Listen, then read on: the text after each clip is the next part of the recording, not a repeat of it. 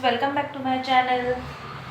तो आज हम करेंगे क्लास 11 स्टैटिस्टिक्स का chapter number 1, that is concept of economics and its significance. Okay, तो सबसे पहले इकोनॉमिक्स की बात आती है। इकोनॉमिक्स क्या होता है? पहले भी जब मैंने माइक्रो इकोनॉमिक्स में चैप्टर्स में वीडियो बनाई थी तो मैंने आपको बताया था इकोनॉमिक्स क्या होता है?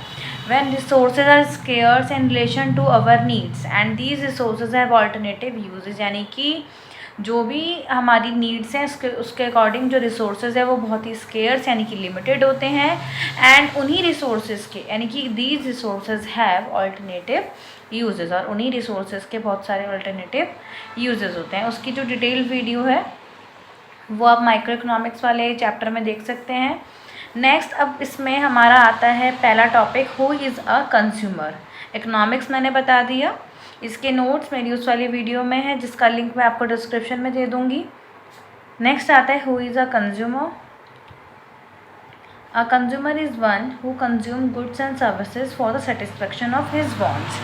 कंज्यूमर वो होता है जो अपनी वांट्स को सेटिस्फाई करने के लिए जितने भी गुड्स एंड सर्विसेज को कंज्यूम करता है। नेक्स्ट होता है कंजप्शन। कंजप्शन क्या होता है?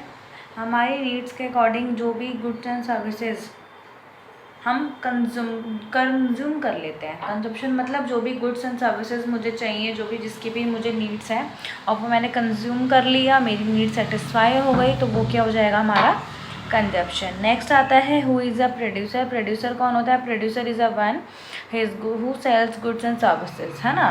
तो प्रोड्यूसर कौन होता है? जो अपनी नीड सेटिस्फाई करता है और गुड्स एंड सर्विसेज को सप्लाई करता है, प्रोड्यूस करता है मार्केट में for the generation of income. उससे वो क्या अर्न करता है? इनकम अर्न करता है। नेक्स्ट आता है प्रोडक्शन। प्रोडक्शन मतलब होता है एक प्रोसेस जहाँ पर रॉ मटेरियल्स को कन्वर्ट करा जाता है यूजफुल थिंग्स में, that is production. Next topic है सेविंग। सेविंग क्या होता है? सेविंग हमारी इनकम का ऐसा पार्ट जो हम कंज्यूम नहीं करते, जो हम फ्यूचर के लिए सेव करके रखते हैं। What is investment? इन्वेस्टमेंट मतलब जितना भी पार्ट हमने अपनी इनकम का सेव करा है, इन फ्यूचर अगर हमें कोई बिज़नेस स्टार्ट करना है या किसी भी चीज़ में इन्वेस्ट करना है तो हम अपना सेविंग्स का कुछ पार्ट अपने बिजनेस में इन्वेस्ट कर देते हैं। नेक्स्ट आता है व्हाट इज़ इकोनॉमिक एक्टिविटी।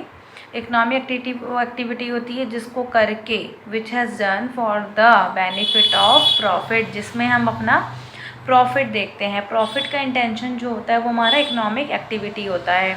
ऐसी कौन कौन सी एक्टिविटीज़ हो जाएंगी? जैसे कि हम बिज़नेस कर रहे हैं, प्रोफेशन हो गया, एम्प्लॉयमेंट हो गया, हमारा ये सब इकोनॉमिक एक्टिविटी है। टीचर है, डॉक्टर है, कोई भी बिजनेसमैन है, छोटा बिजनेसमैन हो, बड़ी कंपनीज़ हो, तो वो सब किस में आती है? इकोनॉमिक एक्टिविटीज़ में आती है। इसके बाद आता है हमारा माइक्रो एंड मैक्रो इकोनॉमिक्स का डिफरेंस और मीनिंग, जो कि मैंने आपको उस वाले वीडियो में समझा दिया है, तो उसका लिंक मैं आपको डिस्क्रिप्शन में दे दूँगी।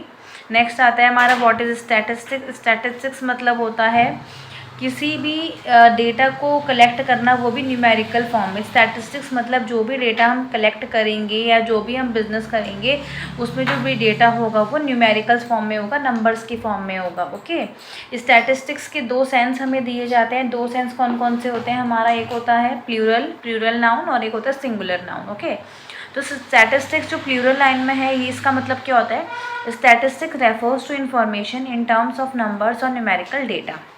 स्टैटिस्टिक्स तो होता ही है कि जो भी हम इन्फॉर्मेशन ले रहे हैं, जो भी डेटा ले रहे हैं, वो न्यूमेरिकल्स यानी कि नंबर्स की फॉर्म में होगा। ओके, तो ये क्या होता है? हमारा प्लूरल सेंस जिसको बोला जाता है। जैसे कि इसमें एग्जांपल है पॉपुलेशन की स्टैटिस्टिक्स कर रहे हो कि कौन से एरिया में, कौन से स्टेट में कितनी कितनी पॉपुलेशन है, तो वो भी आप न्यूमेरिकल्स की फॉर्म में लोगे। ओके, इसके बाद जैसे कि हमारे फीचर्स हैं। Number 1 feature aggregate of facts. Aggregate of facts का मतलब है अगर हम डेटा को कलेक्ट कर रहे हैं, उसका मेज़रमेंट कर रहे हैं, डेटा को कलेक्ट कर रहे हैं, तो इट मीन्स वो डेटा एक सिंगल नंबर कभी भी डेटा नहीं हो सकता। अगर मैं एक ही बच्चे के मार्क्स को स्टडी करूँ तो क्या वो मेरा डेटा होगा? नहीं।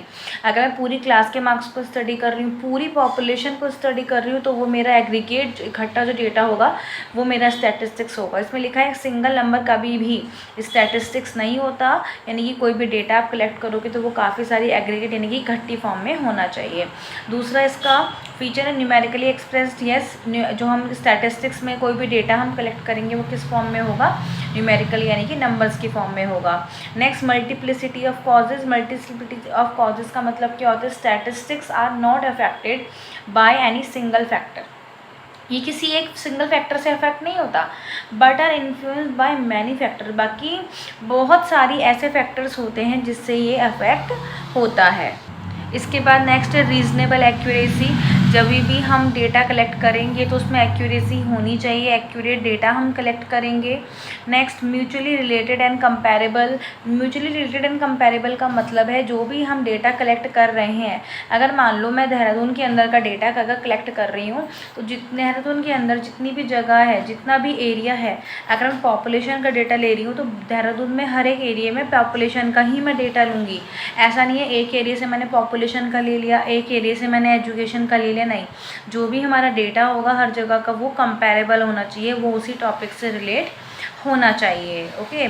नेक्स्ट है pre determined objective. Pre determined है, मेरे को अगर सर्वे करना है, मुझे डेटा कलेक्ट करना है तो ये मेरा प्री डिटरमाइंड ऑब्जेक्टिव है। मैंने पहले से ही सोचा हुआ है कि मुझे ये डेटा कलेक्ट करना है, तो that is pre determined objective.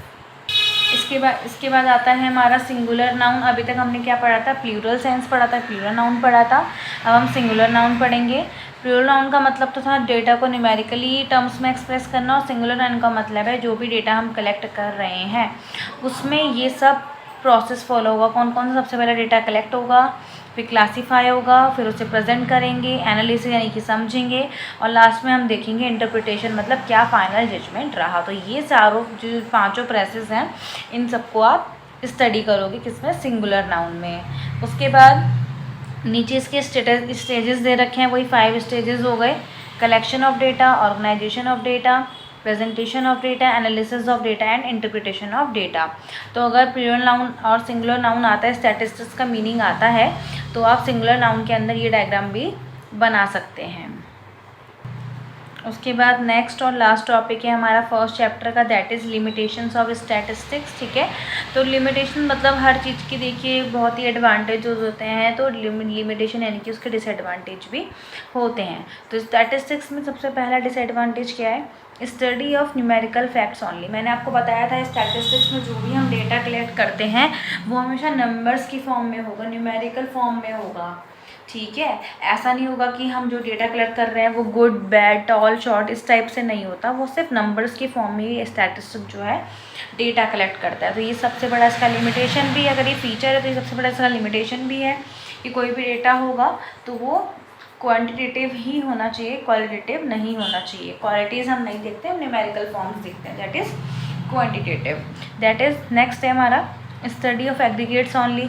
Study of aggregates only feature भी था कि जो हम स्टैटिस्टिक्स का एक सिंगल डेटा है, एक सिंगल फैक्टर कभी भी स्टैटिस्टिक्स नहीं हो सकता, इकट्ठा यानी कि एग्रीगेट जो काफ़ी सारा डेटा होगा वो आपका मिलकर क्या बनेगा? स्टैटिस्टिक्स बनेगा। थर्ड आता है इसमें homogeneity of data and essential requirement. जो मैंने बताया था कि आपका डेटा जो कंपैरेबल होना चाहिए फीचर्स में। होमोजेनिटी मतलब जिस टॉपिक से रिलेटेड आप डेटा कलेक्ट कर रहे हो तो बाकी सब डेटा भी उसी टॉपिक से रिलेटेड होना चाहिए, यानी कि होना चाहिए मतलब जो भी आप कंपेयर करोगे डेटा को तो वो सेम टॉपिक होना चाहिए जिसको आप कंपेयर कर सकते हो। नेक्स्ट है results are true only on an average, यानी कि जो रिजल्ट्स हैं वो एक एवरेज पे होते हैं। एवरेज मतलब कई बार हम जब रिजल्ट्स निकालते हैं न्यूमेरिकल फॉर्म में तो वो कई बार अप्रॉक्सीमेशन में भी आ जाता है हमारा, तो इस वजह से जो हमारे जो रिजल्ट्स होते हैं वो एक एवरेज पे भी आ जाते हैं। और लास्ट है इसका विदाउट रेफरेंस रिजल्ट्स में prove to be wrong. Without any reference यानी कि अगर हम डेटा कलेक्ट कर रहे हैं, ठीक है, तो उसमें क्या होता है हमारी कोई अगर रेफरेंस नहीं है तो हमारा रिजल्ट्स कई बार रॉन्ग भी हो जाता है, यानी कि हमारा जो डेटा है वो बिल्कुल एक्यूरेट होना चाहिए, उसमें कोई भी गलतियाँ नहीं होनी चाहिए। तो स्टूडेंट्स आई होप आपको ये वीडियो पसंद आई हो। Thanks for watching.